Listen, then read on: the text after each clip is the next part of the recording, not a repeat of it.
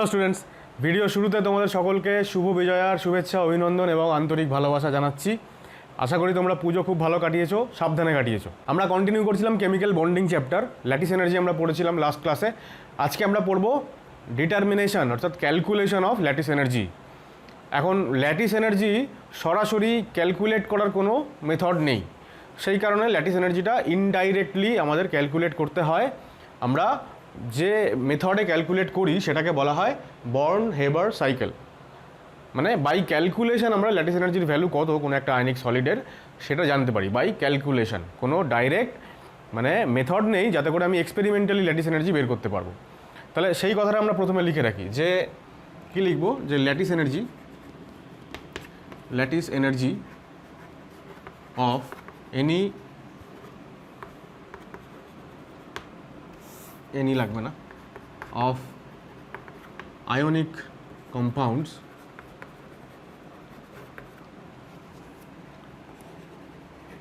cannot be determined by any direct experimental method। ঠিক আছে, কোনো এক্সপেরিমেন্টাল মেথড নেই বের করার। So we calculate lattice energy of an ionic solid by using Born Haber, দুজন scientist তাদের নাম অনুসারে বর্ন হেবার সাইকেল। এই বর্ন হেবার সাইকেলের মাধ্যমে আমরা ল্যাটিস এনার্জি ক্যালকুলেট করি। এবার বর্ন হেবার সাইকেলটা কি আসলে সেইটা বলার আগে দু চারটে এনার্জি টার্ম আমাদের জানতে হবে। আমরা কয়েকটা এনার্জি টার্ম আগে জেনেছি, যেমন ধরো ionization energy, electron gain enthalpy, lattice energy, এইগুলো আমরা জেনেছি। এর পাশাপাশি আরও দু তিনটে এনার্জি টার্ম আমরা জানবো, তো সেইগুলো আগে একটু দেখে নিই। তো প্রথম যেটা আমাদের জানতে হবে সেটা হচ্ছে enthalpy of formation. Enthalpy of formation, অনেক সময় আমরা এটাকে হিট অফ ফরমেশনও বলি। এটার সিম্বল হচ্ছে ডেল্টা এফ এইচ। ঠিক আছে, এফ মানে ফরমেশন, বাংলাতে আমরা এটাকে বলি গঠন এনথ্যালপি। ফরমেশন মানে গঠন, কোনো একটা যৌগ কম্পাউন্ড তৈরি হবে, বা হিট অফ ফরমেশন গঠন তাপ এরকমও বলা হয়। এবার এটা অ্যাকচুয়ালি কি ব্যাপারটা হচ্ছে যে সাপোজ কোনো একটা কম্পাউন্ড আমাকে তৈরি করতে হবে, সাপোজ কার্বন ডাইঅক্সাইড। তাহলে কার্বন ডাইঅক্সাইড যদি আমাকে তৈরি করতে হয় তাহলে তৈরি করতে হবে ওর মধ্যে যে যে এলিমেন্টগুলো আছে এই এলিমেন্টগুলো থেকে তৈরি করতে হবে। তাহলে CO2 আমরা তৈরি করবো কোত্থেকে? কার্বন ব্র্যাকেটে সলিড আর অক্সিজেন ব্র্যাকেটে গ্যাসিয়াস, এই দুটোর রিয়াকশানে আমরা তৈরি করব CO2। একটা কনস্ট্যান্ট টেম্পারেচার প্রেসারে এই ঘটনাটা ঘটানো হয়, মানে কার্বন এবং অক্সিজেনের রিয়াকশন করানো হয়। জেনারেলি আমরা ঘরের তাপমাত্রায় মানে 25 ডিগ্রি সেলসিয়াস মানে 298 কেলভিন টেম্পারেচারে ঘটনা ঘটাই। তো সেই অবস্থায় এলিমেন্টগুলো যে যেমন ফর্মে থাকে, মানে অক্সিজেন গ্যাসিয়াস ফর্মে থাকে, কার্বন সলিড ফর্মে থাকে, সেই অবস্থায় এদেরকে নিয়ে রিয়াকশন করাতে হবে। ঠিক আছে, তখন এই কম্পাউন্ড তৈরি হবে এবং এই রিয়াকশানটা হওয়ার ফলে একটা এনথ্যালপি চেঞ্জ কিছু একটা হবে, আইদার রিয়াকশানটা এক্সোথার্মিক হবে অথবা এন্ডোথার্মিক হবে।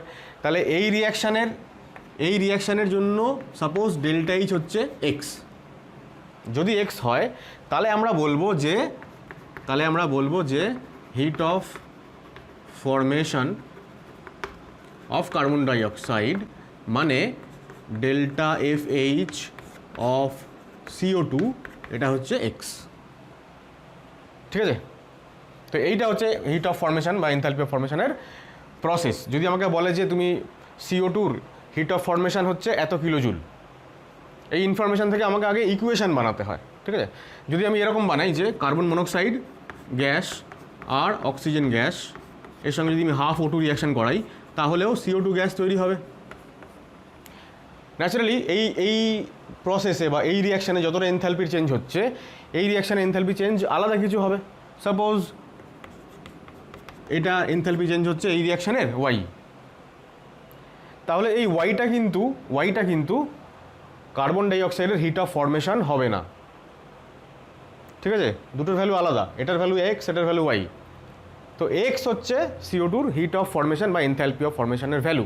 আমরা এরকম কখনোই বলবো না যে delta H F of CO2 is equal to Y, এটা আমরা বলবো না, ঠিক আছে? এটা নট ইকুয়াল টু হবে।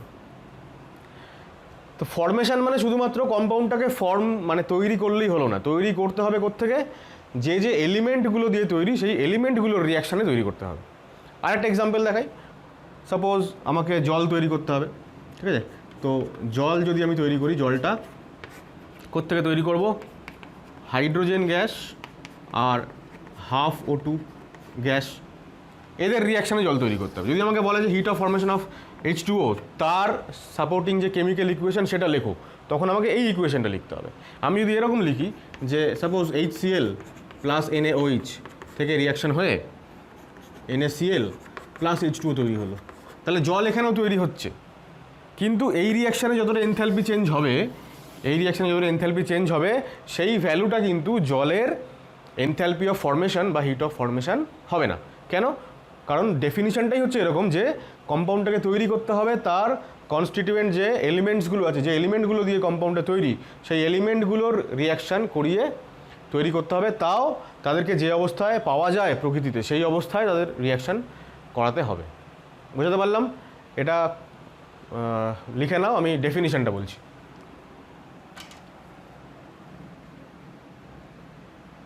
আচ্ছা, তার আগে আমি এটা বলে নিই যে এখানে তোমরা একটা রাইট চিহ্ন দাও, এটাকে ক্রস দাও, এটাকে রাইট দিয়েছো, তেমনি এটাকে ক্রস দিয়ে দাও, মানে এইটা হিট অফ ফর্মেশনের ইকুয়েশন নয়, ঠিক আছে? তাহলে ডেফিনিশন হচ্ছে, আমরা লিখব যে it is defined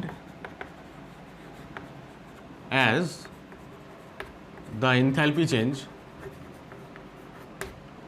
it is defined as the enthalpy change at constant pressure and temperature when 1 mole of any substance, any compound লিখি, 1 mole of any compound is formed by combining its constituent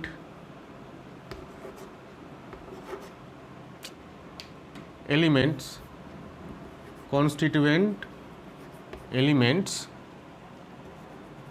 in standard and pure form. এই যে standard and pure forms, তো standard শব্দটা use করা হয়েছে এই জন্য, যেটা আমি বলছিলাম যে এদেরকে প্রকৃতিতে যে অবস্থায় পাওয়া যায় তাকে সেই অবস্থাতে নিয়ে রিয়াকশান করাতে হবে। তো সেইটাকে বোঝানোর জন্য এই স্ট্যান্ডার্ড স্টেট কথাটাকে মেনশন করা হয়েছে। আমরা যে রিয়াকশানটা করছিলাম সেই রিয়াকশানটাকে যদি আমরা লিখি আর একবার, ধরো কার্বন প্লাস অক্সিজেন গ্যাস, তো এখান থেকে CO2 তৈরি হয়েছিল। আমরা বলেছিলাম যে এই রিয়াকশানে যে ডেল্টা এইচ, সেটাই হচ্ছে delta F formation of CO2, ঠিক আছে? এখন আমি যদি কার্বনকে গ্যাসীয় অবস্থায় নিই, কার্বন গ্যাসিয়াস প্লাস O2, এখান থেকে ধরো আমি CO2 তৈরি করলাম। এখন কার্বনকে সলিড থেকে গ্যাস বানাতে গেলে তো কিছু তাকে এনার্জি সাপ্লাই করতে হবে কার্বনকে, তাই না? সলিডকে এনার্জি সাপ্লাই করলে লিকুইড এবং তারপর গ্যাস হয়, আমরা জানি। তাহলে এর আর এর তো এনার্জি মানে অ্যাভারেজ এনার্জি আলাদা, সুতরাং এই রিয়াকশানেরও এনার্জি চেঞ্জ মানে ডেল্টা এইচটা আলাদা হবে, এবং সেটা obviously not equal to delta H formation of CO2, ঠিক আছে? তাহলে আমরা এই সংক্রান্ত ডিটেল অ্যাকচুয়ালি পড়বো আমাদের থার্মোকেমিস্ট্রি বলে একটা চ্যাপ্টার আছে সেখানে, ইনফ্যাক্ট থার্মোডাইনামিক্স ইউনিট 6, তার একটা পার্ট হচ্ছে থার্মোকেমিস্ট্রি। কিন্তু আমরা যখন মানে যেই বা নিট লেভেল এর কথা ভাবছি, তখন আমরা থার্মোকেমিস্ট্রি একটা আলাদাই চ্যাপ্টার হিসেবে ট্রিট করবো, অনেক কিছু এক্সট্রা জানতে হয় আমাদের। তো সেখানে আমরা এই সমস্ত নিয়ে এনথালপি অফ ফর্মেশন নিয়ে ডিটেলড আলোচনা করবো। আপাতত খালি আমাদের ডেফিনিশনটা বুঝতে হবে এবং রিয়াকশান মানে ইকুয়েশানগুলোকে বুঝতে হবে, যে এনথালপি অফ ফর্মেশন বলতে আসলে কোন ইকুয়েশনকে আমরা বোঝাচ্ছি সেটা বুঝতে হবে। তাহলে এবার এনথালপি অফ ফর্মেশনের আর কিছু বলার নেই, একটাই একটা পয়েন্ট খালি বলবো এক্সট্রা, সেটা একটু লেখো। সেটা হচ্ছে এরকম যে delta H formation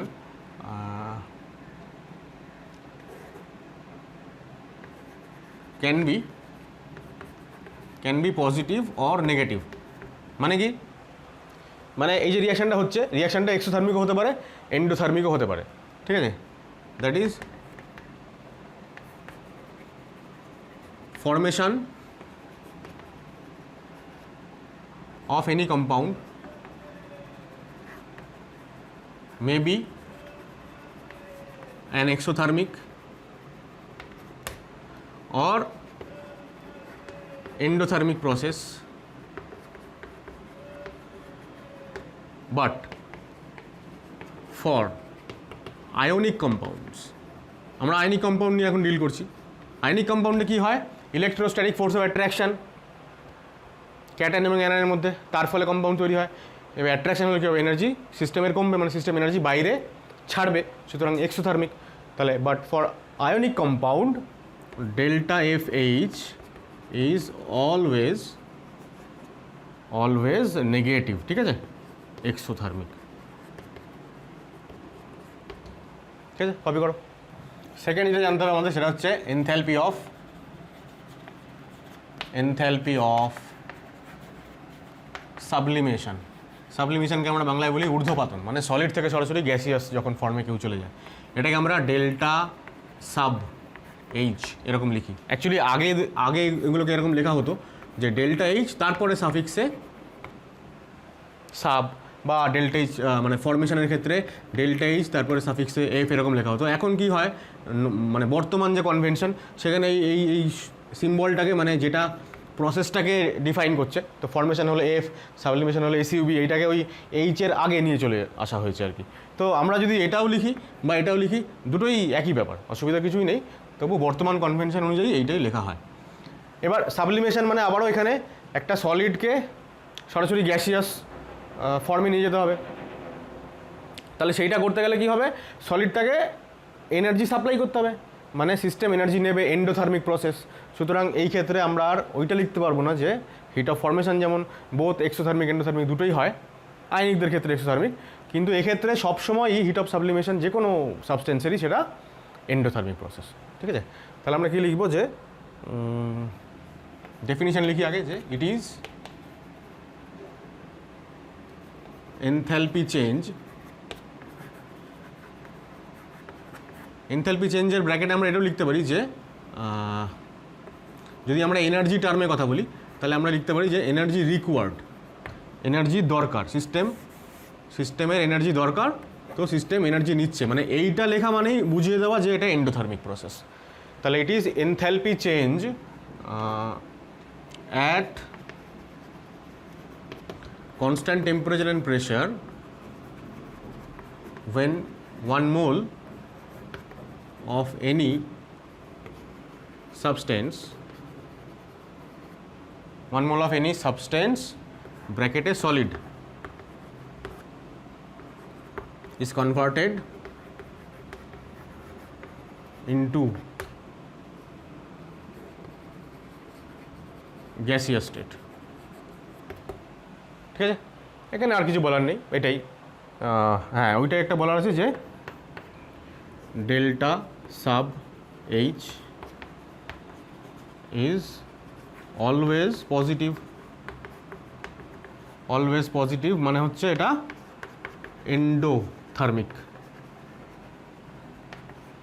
endothermic process, ঠিক আছে, কপি করো।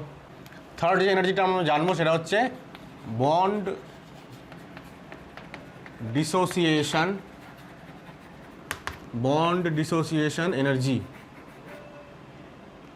এনার্জি বা এনথ্যালপি দুটোই বলা হয়। আচ্ছা, আমরা এনথ্যালপি লিখি, যেহেতু আমরা 1 মোল দিয়ে ডেফিনিশন লিখছি, তাই জন্য bond dissociation enthalpy.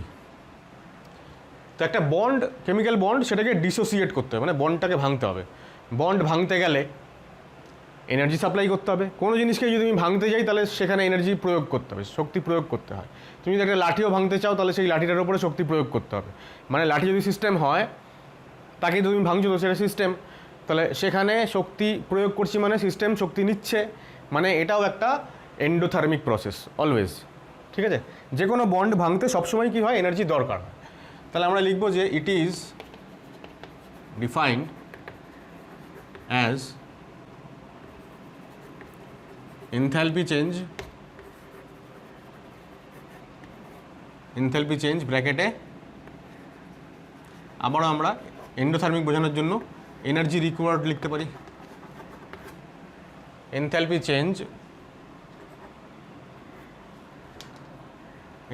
Change to break or dissociate, যাই হোক, 1 mole of a certain chemical bond, মানে একটা নির্দিষ্ট টাইপের কেমিক্যাল বন্ড,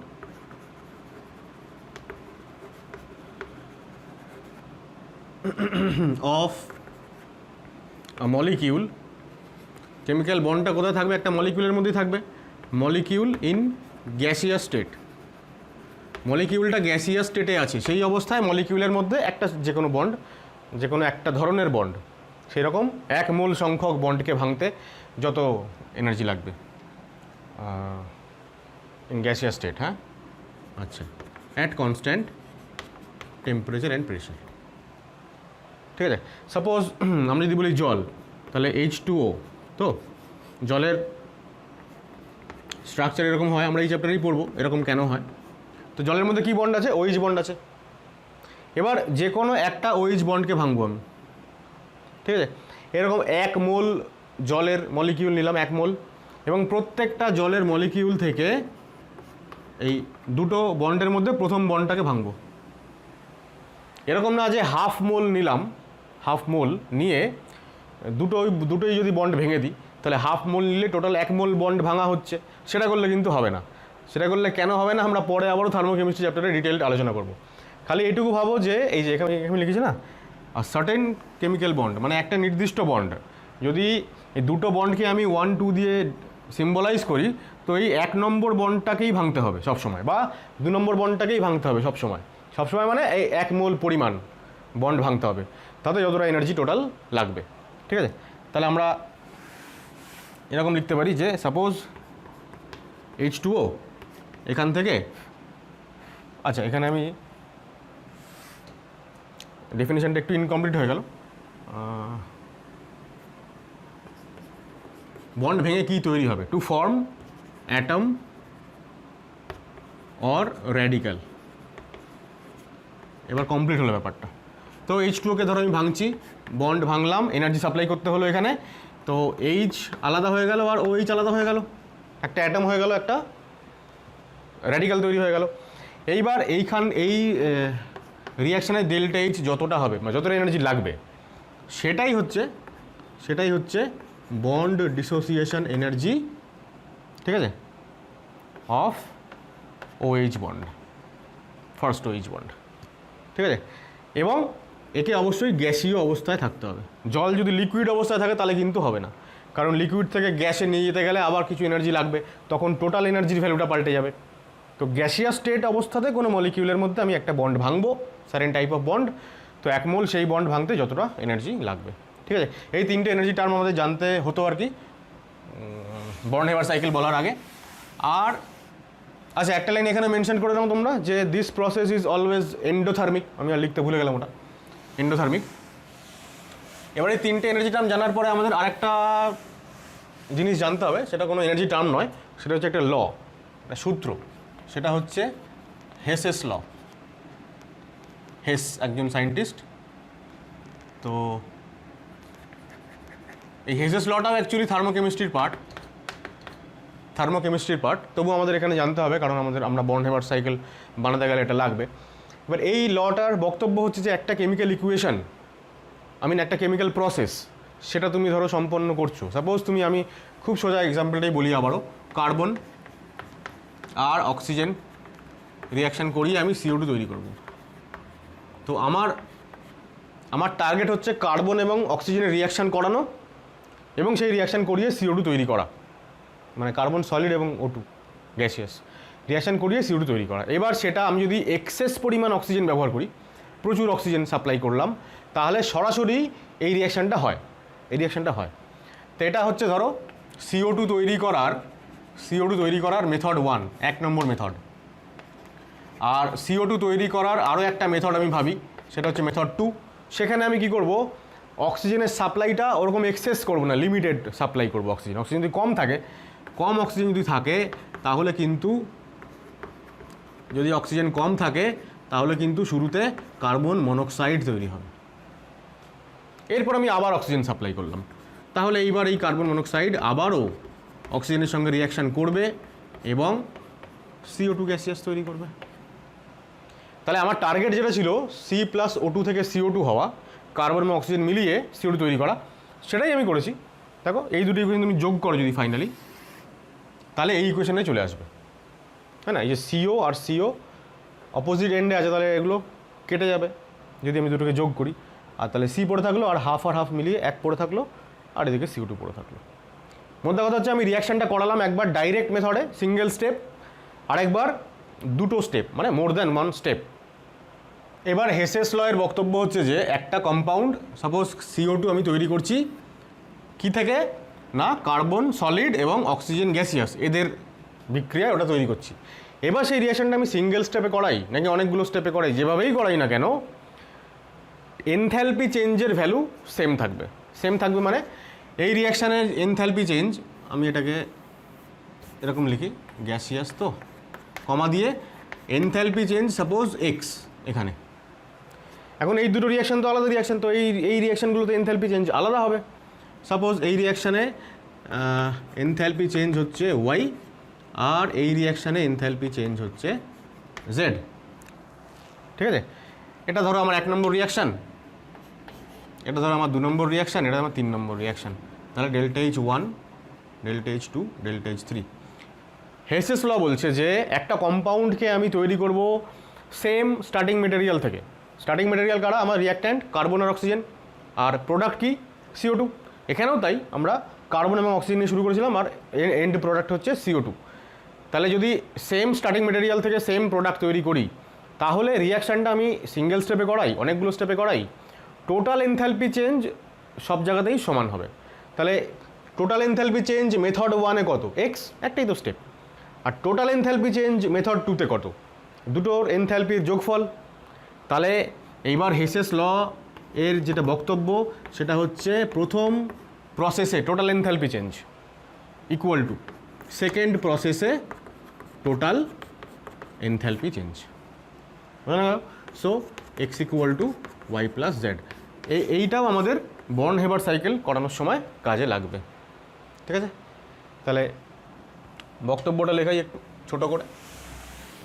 এর ডিটেলড অবশ্যই আমরা থার্মোকেমিস্ট্রিতে পড়ব, ছোটো করে 1 লাইনে লিখিয়ে নিই যে chemical reaction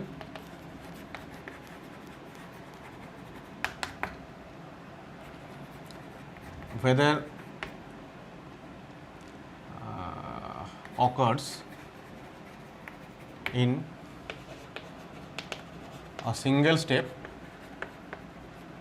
or multi steps,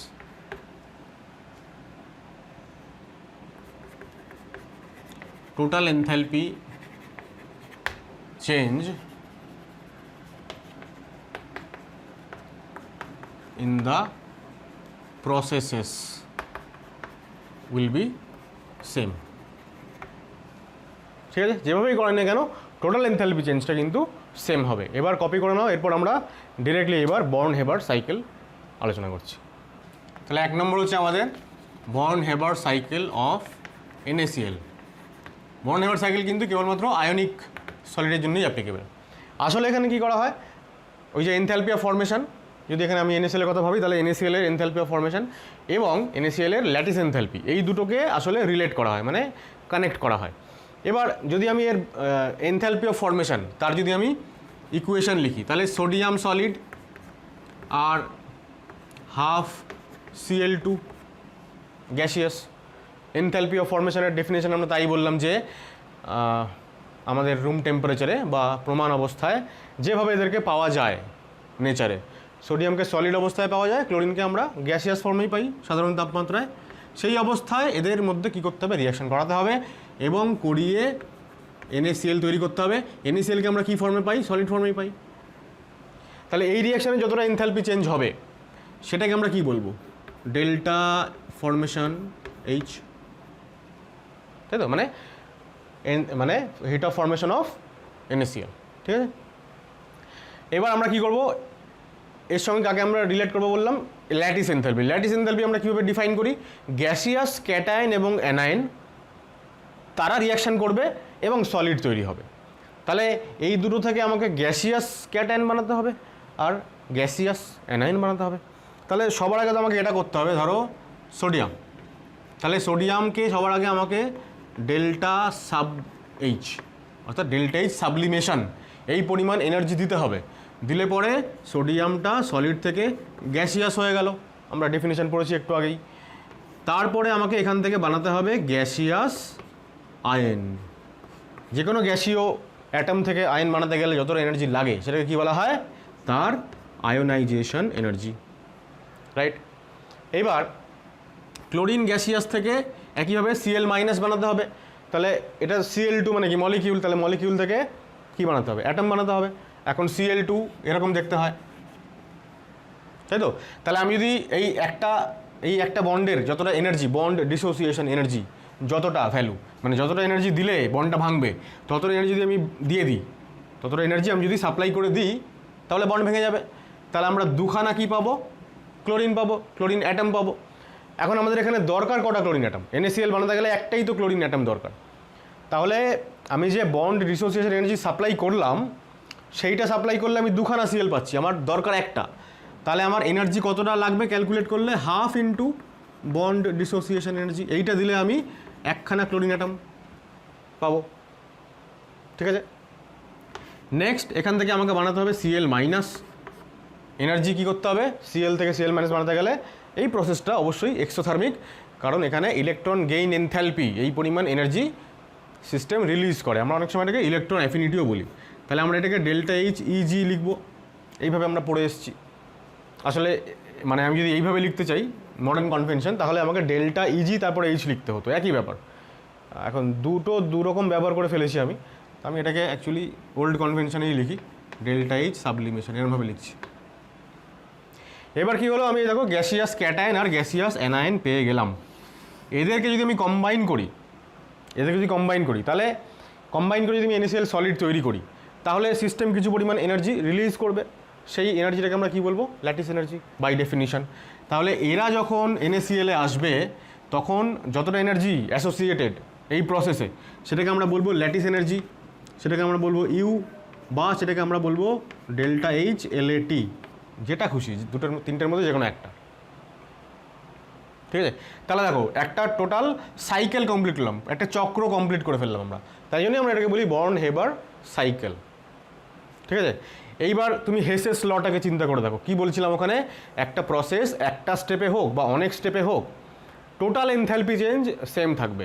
তাহলে আমরা যখন সলিড আর এইটাকে মেশালাম, মানে আমরা যখন হিট অফ ফর্মেশনের কথা ভাবছিলাম তখন এটা তো সিঙ্গেল স্টেপেই হয়ে গেল, সিঙ্গেল স্টেপ। আর এখান থেকে এখানে আসলাম, এখান থেকে এখানে আসলাম, তারপরে এখানে আসলাম, তারপরে এদিকে কম্বাইন করে এখানে গেলাম। তার মানে এই যে গ্যাসীয় ক্যাটায়ন এবং অ্যানায়ন বানিয়ে আমি যে NaCl-এ গেলাম, এটা হচ্ছে ইনডাইরেক্ট ওয়ে, মানে মাল্টি স্টেপ।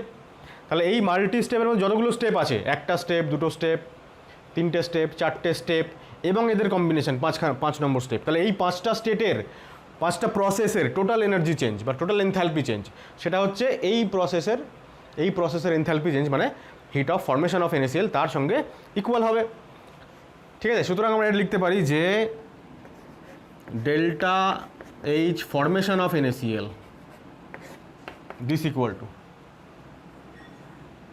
কার সঙ্গে সমান হবে, দেখো প্রথমে এটা লিখছি ডেল্টা H সাবলিমেশন। এবার এখানে ডেল্টা H সাবলিমেশন, তো এখানে আমি ব্র্যাকেট দিয়ে নিচে Na লিখতে পারি, কিন্তু সেটা আমি লিখবো না, কেন, কারণ সাবলাইম তো খালি Na-কেই করা হচ্ছে, একে তো করা হচ্ছে না। এখানে যে দুটো এনার্জি টার্ম লিখেছি আমি, এইখানে দুটো ক্লোরিনের জন্য দুটো এনার্জি টার্মটাই আলাদা, সুতরাং মেনশন করতে হবে না কোনটা N-এর IE নাকি Cl-এর IE। Cl-এর IE বলে তো আমার কনসেপ্টেই গণ্ডগোল আছে, তাই না। তাহলে এটা প্লাস IE, রাদার IE1 বলি এটাকে, যেহেতু একটা প্লাস চার্জ হচ্ছে, plus half bond dissociation energy plus delta H easy plus lattice energy. তাহলে এই যে আমি পেলাম, এই যে আমি ইকুয়েশনটা পেলাম, এইটা হচ্ছে NaCl এর বর্ন হেবার সাইকেলের ইকুয়েশন। এখন একটা কোয়েশ্চেন মনের মধ্যে সবারই আসে সঙ্গে সঙ্গে, এটা লেখার সঙ্গে সঙ্গে, সেটা হচ্ছে যে এই যে lattice energy delta H easy মানে ইলেকট্রন গেইন এনথালপি, এই দুটো তো এক্সোথার্মিক প্রসেস, সিস্টেম তো এনার্জি রিলিজ করছে, তাহলে এদের আগে আমি কেন প্লাস সাইন দিলাম, নেগেটিভ সাইন কেন দিলাম না, তাই না? আসলে কি হচ্ছে দেখো, হেসেস ল কি বলছে যে টোটাল এনার্জি চেঞ্জটা সিঙ্গেল স্টেপের এনার্জি চেঞ্জের সঙ্গে ইকুয়াল হবে, তা আমি সেটাকেই খালি ইকুয়ালাইজ করেছি। এখন কোনটা পজিটিভ, কোনটা নেগেটিভ, কোনটা এক্সো, কোনটা এন্ডো, সেটা নিয়ে আমার ভাবার দরকার নেই, কারণ সেটা যখন আমাকে নিউমেরিক্যাল সলভ করতে হবে, যদি আমাকে এই ইকুয়েশন ব্যবহার করে নিউমেরিক্যাল সলভ করতে হয়, যদি আমাকে বলে যে NaCl এর ল্যাটিস এনার্জি তুমি ক্যালকুলেট করো, তাহলে বাকি যে কটা এনার্জি টার্ম দেওয়া আছে এই সব কটার ভ্যালু আমাকে দেওয়া থাকবে। আমি সেখানে দেখতেই পারবো যে ডেল্টা এইচ ইজির ভ্যালু মানে ক্লোরিন যখন সিএল মাইনাস হচ্ছে সেই ভ্যালুটা ওরা নেগেটিভই কিছু একটা দিয়েছে, -300 -200 যা হয়, -349 হয় বোধহয় ক্লোরিনে, যাই হোক, তো ওই নেগেটিভ সাইন সমেতই দেওয়া থাকবে। আর যদি ইলেকট্রন অ্যাফিনিটি বলে, এইটা না বলে, তখন পজিটিভ সাইন দেওয়া থাকবে, তখন সেটাকে আমাকে নেগেটিভ বানিয়ে নিতে হবে। আর বাকি এই সমস্ত ভ্যালু দেওয়া থাকবে। আমি যখন ক্যালকুলেট করবো ফাইনালি ইউ ভ্যালু, তখন আমি দেখবো যে ওটা নেগেটিভ ভ্যালুই আসছে। তো সেটাই হচ্ছে আমার জাস্টিফিকেশান যে এই দুটো গ্যাসিয়াস ক্যাটায়ন আর অ্যানায়ন যদি কম্বাইন করে, তাহলে ওরা ওই প্রসেসটা এক্সোথার্মিকই হয়। এক্সোথার্মিক সেটা প্রমাণ করবে কে, যে ইউ এর ভ্যালু আমার আসবে নেগেটিভ, ঠিক আছে? তো এখানে কারুর আগে নেগেটিভ সাইন বা পজিটিভ সাইন ওটা নিয়ে কনফিউজ হওয়ার কোনো দরকার নেই, সবার আগেই পজিটিভ সাইন হবে অ্যাকর্ডিং টু হেসেস ল। এরপরে কোনটা পজিটিভ কোনটা নেগেটিভ সেটা অটোমেটিক্যালি হয়ে যাবে। যদি তোমাকে সমস্ত ডেটা দেওয়া থাকে, ধরো IE দেওয়া নেই, ঠিক আছে, সোডিয়ামের IE ভ্যালু বের করতে হবে, তখন সমস্ত ডেটা যা দেওয়া থাকবে ক্যালকুলেট করে আমি দেখবো যে IE ভ্যালু পজিটিভই আসছে, নেগেটিভ আসছে না, মানে এন্ডোথার্মিক প্রসেস, ঠিক আছে?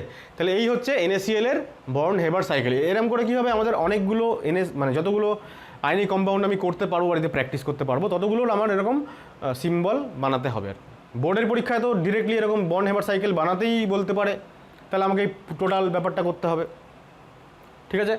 আর যেই বা নিটে তো কী করতে হবে, ওখানে তো আর এরকম বানাতে বলবে না, ওখানে ক্যালকুলেট করতে বলবে, কিছু ডেটা দেওয়া থাকবে, দিয়ে একখানা ডেটা মিসিং থাকবে, সেটা ক্যালকুলেট করতে বলবে, ঠিক আছে? এটা কপি করো। দেখ আমরা কী বলবো, ক্যালসিয়াম অক্সাইডের আমরা বর্ন হেবার সাইকেল বানাতে চলেছি।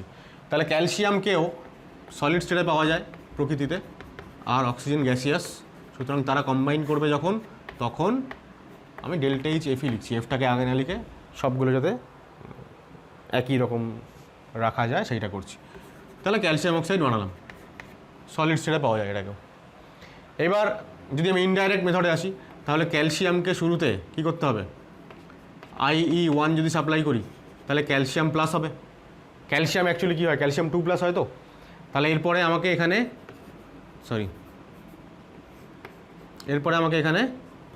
IE2 সাপ্লাই করতে হবে, ক্যালসিয়াম 2+ হলো, অবশ্যই গ্যাসিয়াস, না ভুল করলাম তো, সাবলিমেশন তো আগে করতে হবে, ডেল্টা এইচ সাবলিমেশন, তাহলে ক্যালসিয়াম গ্যাসিয়াস হয়ে গেল। এরপরে IE1, তাহলে ক্যালসিয়াম প্লাস গ্যাসিয়াস, এরপরে IE2, তাহলে ক্যালসিয়াম 2+ গ্যাসিয়াস হয়ে গেল। এখানে আবারও half into bond dissociation energy.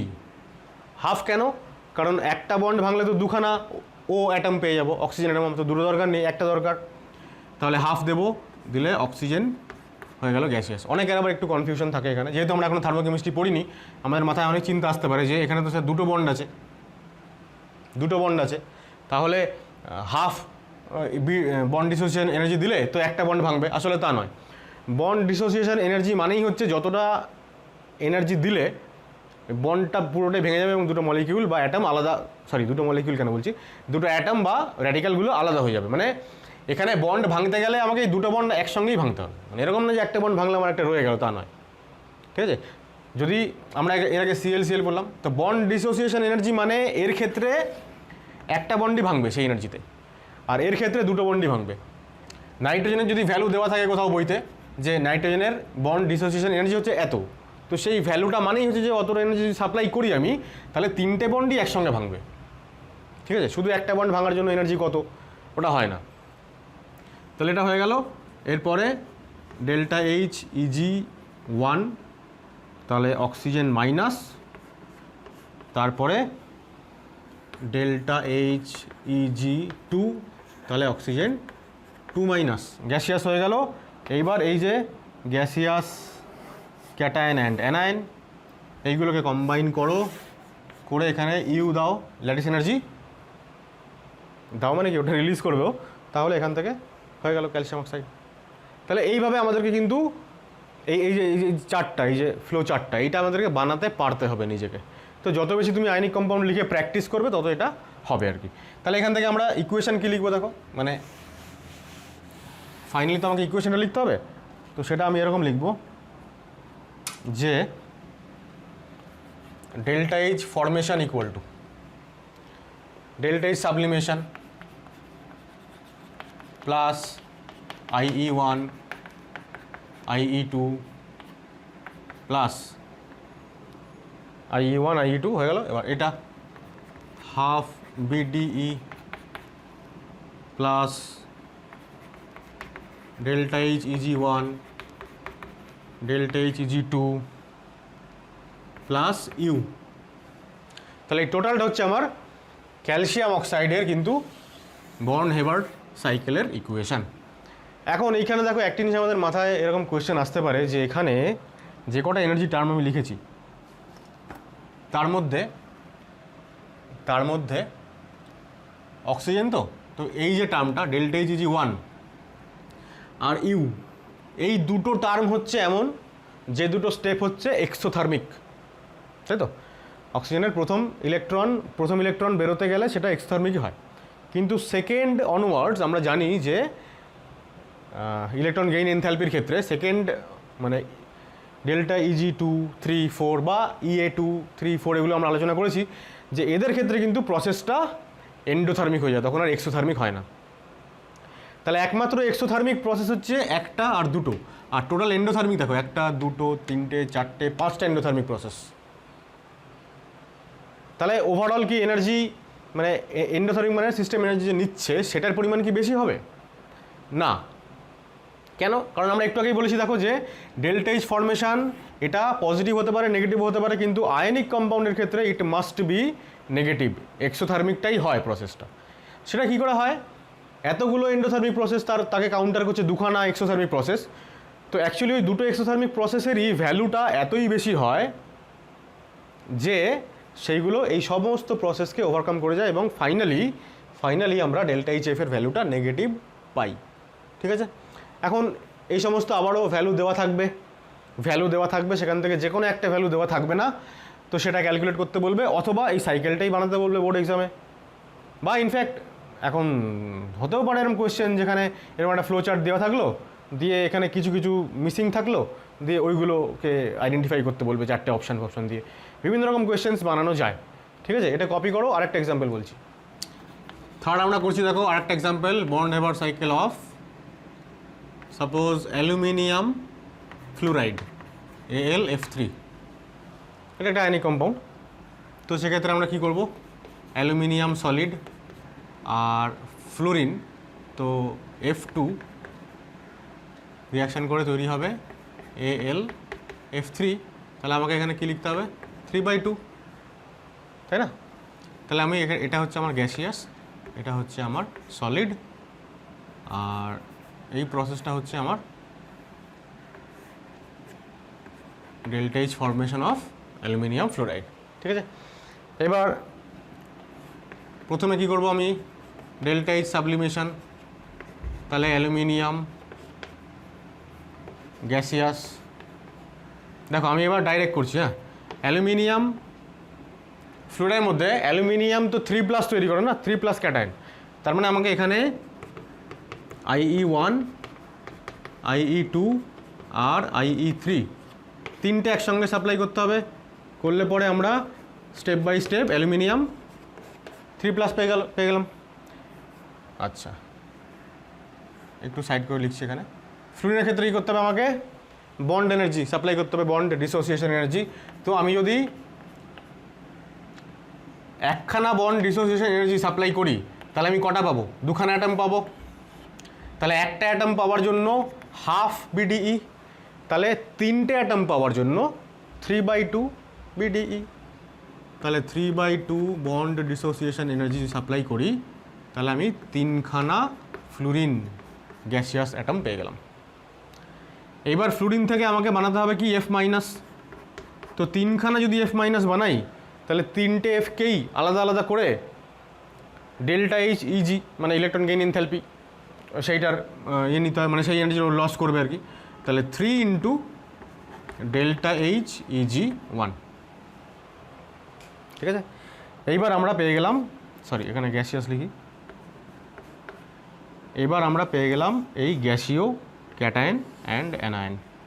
এইবার এইটাকে কম্বাইন করো, করে এখানে ইউ সাপ্লাই করো, সাপ্লাই না অ্যাকচুয়ালি ও রিলিজ করবে ইউ। তাহলে আমরা সাইকেলটা কমপ্লিট করে ফেলতে পারলাম। তাহলে আমরা এখানে ইকুয়েশন কি লিখব?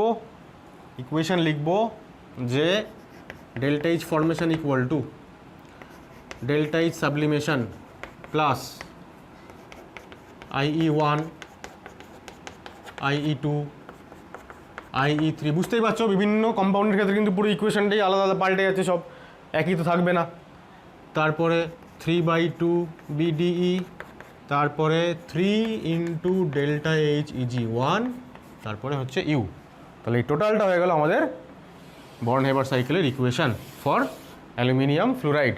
যদি এটা অ্যালুমিনিয়াম ফ্লুরাইডের বদলে অ্যালুমিনিয়াম অক্সাইড হতো আমি কী করতাম? তাহলে এখানে Al2O3 করতে হতো, Al2O3। ঠিক আছে, সেটা তোমরা করার চেষ্টা করো। আচ্ছা আমি এখানে করছি ওটা, এটা ফার্স্টে কপি করে নাও। যদি আমার এটা অ্যালুমিনিয়াম অক্সাইড হতো, Al2O3 যদি হতো তাহলে আমি কী করতাম? তাহলে আমাকে দুখানা অ্যালুমিনিয়াম নিতে হতো, তাহলে এটা 2 × হতো, এটাও তাহলে 2 × হতো। ঠিক আছে, এটা কমপ্লিট হয়ে গেল। এবার অক্সাইড, ফ্লুরিনটা মুছে দিই তাহলে।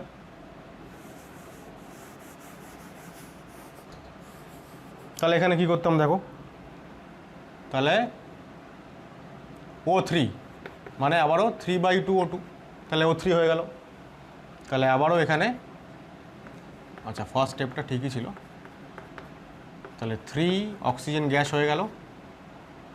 এইবার মুশকিলটা হচ্ছে যে অক্সিজেন থেকে তো আমাকে অক্সাইড মানে O2- বানাতে হবে। তাহলে 2- যদি বানাই, 2- বানাতে গেলে কী করতে হবে? অক্সিজেন 2- বানাবো, কটা বানাবো? তিনখানা। তাহলে 3 × delta H easy 1 plus delta H EG 2, তাই তো?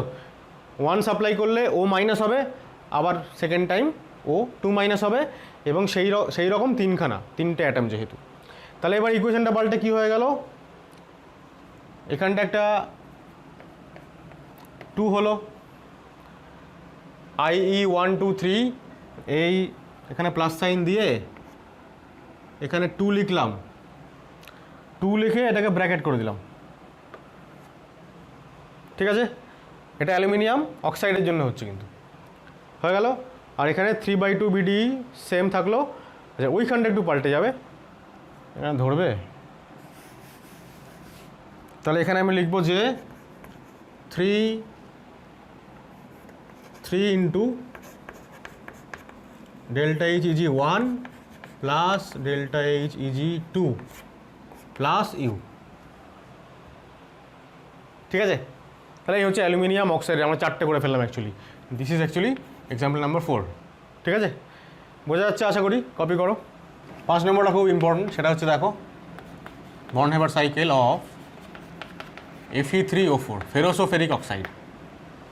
এখন সবার আগে আমাদেরকে এটা জানতে হবে যে Fe3O4 হচ্ছে আসলে একটা মিক্সড অক্সাইড, মানে এরকম কোনো কম্পাউন্ড হয় না। এটা আসলে FeO মানে ফেরাস অক্সাইড আর ফেরিক অক্সাইডের মিক্সচার।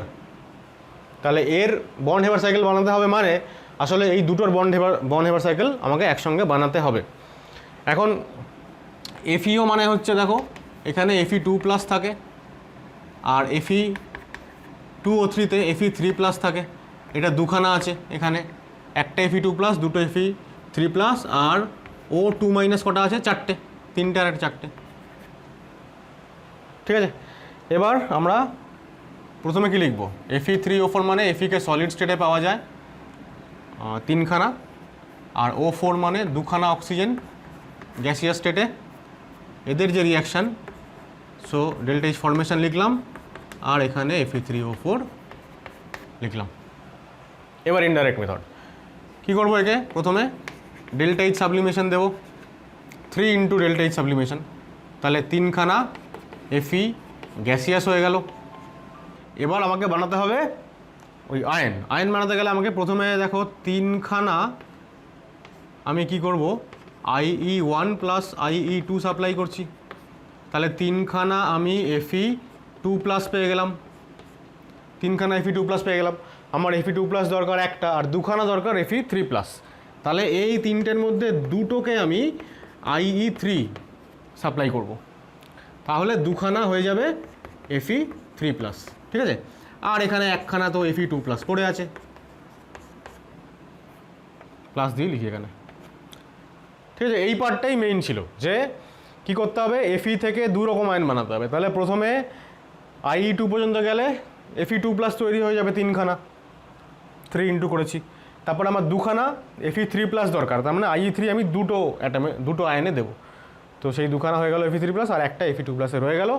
আর এবার এখানে দেখো, এখানে আমাকে বন্ড ডিসোসিয়েশন এনার্জি দিতে হবে। আমার কটা অক্সিজেন দরকার, চারটে অ্যাটম দরকার। এখন একবার যদি আমি বন্ড ভাঙি তাহলে দুখানা অ্যাটম পাবো, তাহলে দুবার বন্ড ভাঙতে হবে, তাহলে চারখানা অ্যাটম পাবো, তাহলে 2 ইন্টু করলে চারখানা অক্সিজেন পেয়ে গেলাম। তারপরে এখানে 4 ইন্টু আমি কি করব, delta H Eg1 plus delta H Eg2, এই দুটো একসঙ্গে করলে আমি অক্সাইড মানে O2 মাইনাস পেয়ে যাব 4 টাইমস, তাহলে এখান থেকে আমি পেয়ে গেলাম 4 প্লাস দিয়ে লিখছি 4O2 মাইনাস গ্যাসিয়াস, হয়েছে। তাহলে দেখো এইবার Fe কটা হয়ে গেল, Fe3 হয়ে গেল না, তিনখানা Fe হয়ে গেল তো, আর O চারটে হয়ে গেল। তাহলে এইবার এখান থেকে আমাকে এখানে আসতে হবে, আমাকে ইউ সাপ্লাই করতে হবে, কমপ্লিট সাইকেল। তাহলে এবার আমার ইকুয়েশন কি হবে, এটাকে মুছছি। ইকুয়েশন দেখো, তাহলে delta H formation equal to 3 into delta H sublimation plus 3 into IE1 plus IE2 plus 2 into IE3 হয়ে গেল, এতটা কমপ্লিট। এবার অ্যানায়নের জন্য 2 into bond dissociation enthalpy plus 4 into delta H Eg1 plus delta H Eg2 plus lattice energy. তাহলে এই হয়ে গেল আমার Fe3O4 এর জন্য ইকুয়েশন, রাইট? কপি করো। এরপরে আমরা লিখছি use of born Haber cycle. তো ইউজ তো বর্ন হেবার সাইকেলের আমরা বুঝতেই পারছি যে একটা হচ্ছে ল্যাটিস এনার্জি বের করা। ল্যাটিস এনার্জি ছাড়াও আমরা যেটা করতে পারি অ্যাকচুয়ালি, যে ইকুয়েশনটা দেওয়া হয়েছে বর্ন হেবার সাইকেলের, প্রত্যেকটা কম্পাউন্ডের জন্য আলাদা আলাদা ইকুয়েশন, সেই ইকুয়েশনের সব কটা এনার্জি টার্ম দেওয়া থাকবে, একটা বের করতে হবে, যেটা বললাম অলরেডি। তো সেটাই হচ্ছে একটা অ্যাপ্লিকেশন বর্ন হেবার সাইকেলের, অ্যাপ্লিকেশন বা ইউজ, যে বাকি সমস্ত এনার্জি টার্মগুলো দেওয়া থাকলে যে কোনো এনার্জি টার্ম যেটা দেওয়া থাকবে না সেটা আমরা বের করতে পারি। তাহলে determination of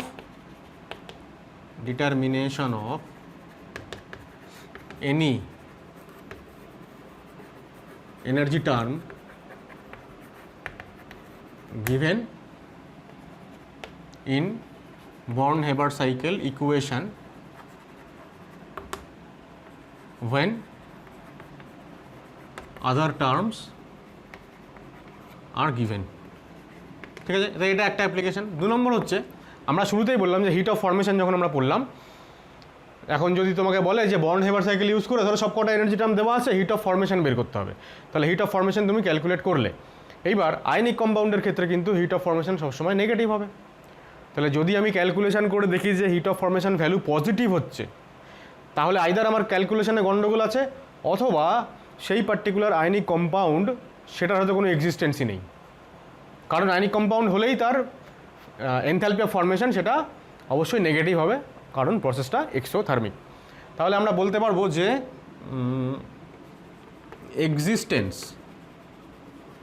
existence of any ionic compound can be predicted. existence আমরা predict করতে পারি from delta H formation value. কীভাবে আমরা করব prediction? Delta H, if delta H F less than 0 মানে নেগেটিভ যদি হয় তাহলে এক্সোথার্মিক প্রসেস, তাহলে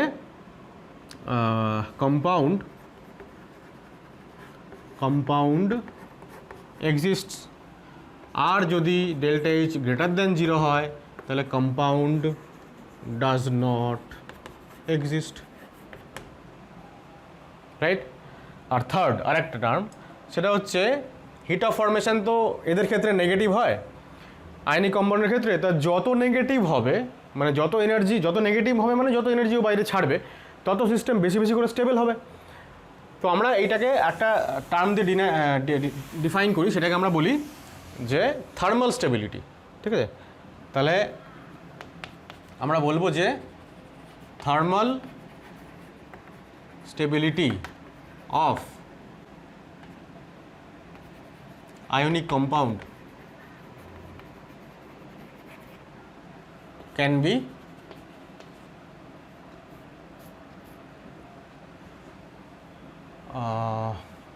কি বলবো explained বলি, can be explained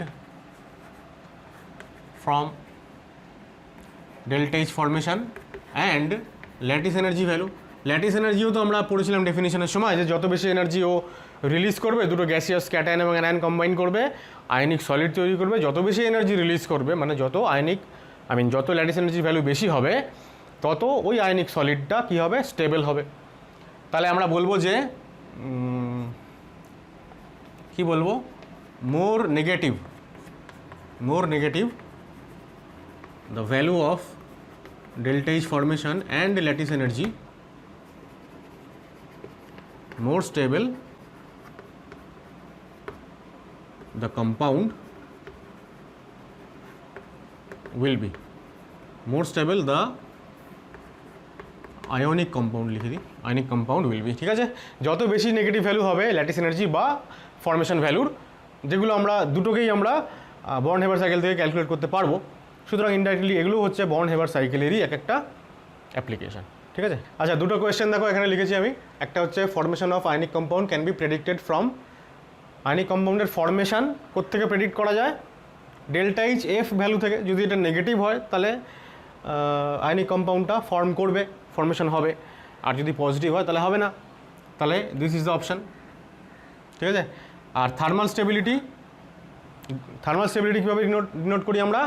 দুটোই, বোথ ফরমেশন এবং ল্যাটিস এনার্জি দুটোরই ভ্যালু যত নেগেটিভ হবে তত বেশি স্টেবল হবে কম্পাউন্ড। তাহলে অপশান হবে এখানে বোথ, ঠিক আছে? খুব কেয়ারফুল থাকবে, এই দুটোর মধ্যে কিন্তু আমাদের একটু গন্ডগোল হয়ে যায় মাঝে মাঝে, ঠিক আছে? কপি করে নাও। তাহলে বর্ন হেবার সাইকেল সংক্রান্ত আলোচনা এখানে শেষ করলাম। তোমরা বাড়িতে আরও কয়েকটা এক্সাম্পল প্র্যাকটিস করতে পারো, যেমন ধরো sodium oxide, sodium sulphide, magnesium oxide, এরকম কিছু কিছু আয়নিক কম্পাউন্ড তোমরা নিজেরা ভেবে সেগুলোর বর্ন হেবার সাইকেল বানাও, তাহলে আরও প্র্যাকটিসটা বেশি বেশি করে হবে। আসলে বইতে আমাদের একটা দুটোই এক্সাম্পল দেওয়া থাকে, আমাদের টেক্সট বইতে সম্ভবত একটাই NaCl এর এক্সাম্পল দেওয়া থাকে, এবং সেটা দেখে আমরা ভাবি যে একটাই পার্টিকুলার ইকুয়েশন, ওটাই হয়তো সমস্ত কম্পাউন্ডের জন্য অ্যাপ্লিকেবল, কিন্তু আসলেই সেটা হয় না। সুতরাং আরও দু একটা এক্সাম্পল তোমরা প্র্যাকটিস করো। দেখা হচ্ছে পরের ভিডিওতে। তবে যাওয়ার আগে আরও একবার তোমাদেরকে রিকোয়েস্ট করব, যারা তোমরা এখনও পর্যন্ত আমার চ্যানেলটাকে সাবস্ক্রাইব করোনি, তোমরা অতি অবশ্যই চ্যানেলটা সাবস্ক্রাইব করো, বেল আইকন প্রেস করো, যাতে করে নোটিফিকেশানসগুলো পেতে পারো এবং খুব মন দিয়ে পড়াশুনো করো ও আমার ভিডিওগুলো দেখতে থাকো। টাটা।